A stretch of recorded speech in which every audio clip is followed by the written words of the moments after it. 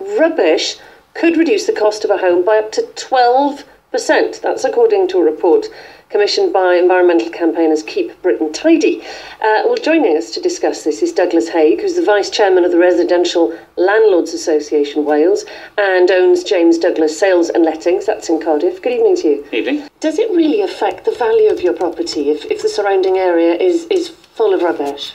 Yeah, I mean, I think there's two sides to it. There's the initial impact of when one goes down the street and sees rubbish outside and just on the street, but also I think Councillor Govier was also talking about how frontages look in properties, and very often we buy with our hearts initially, unless it's an investment, in which case many other things are often taken into account.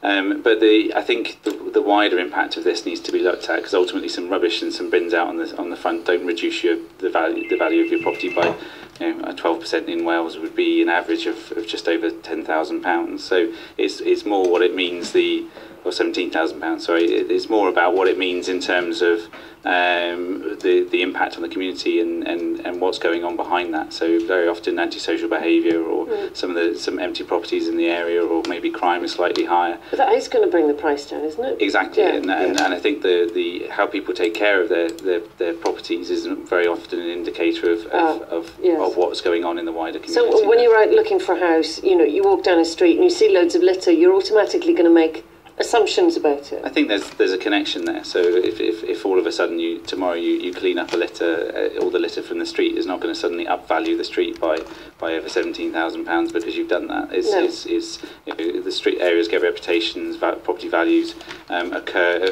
hit a certain value over a period of time. Yeah. But it would be a good idea to clean the litter up. Absolutely. It's the starting point of things, and as well as other schemes as well. And I think what Councillor Govier is doing is certainly going to help his area. Yeah. So what are you doing?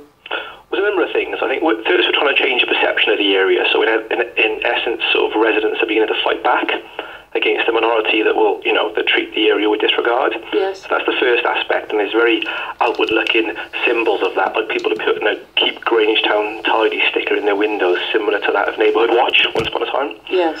And then we've got the litter days, so where we get the community together, we go out and we litter pick, and we try and give out sort of educational literature to those that we spot and see, issues, whether it be their frontage or whatever it may be.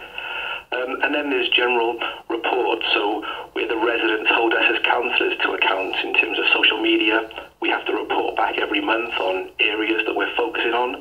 So we're trying to do a holistic approach really between the council, the community, in terms of partnerships approach to the issue. So you got this community litter pick this weekend. How many people do you expect to turn out and do this? Do people really get behind it? Thousands. No, I think we're going to get a good turnout. I mean, we've contacted businesses. Be careful what you wish for, Douglas. We've also got things like we also got some of the businesses coming out. We've got some of the unfortunately the Cardiff Devils are away that weekend, but they would have come out. So we're really bringing in a cross section of people and businesses in Grangetown to really get involved in this, and this will be the first of many, really. Okay, well, thank you for joining us, and good luck with that. Councillor Ashley Govier from Grangetown in Cardiff, also Douglas Haig, Vice Chairman of the Residential Landlords Association in Wales.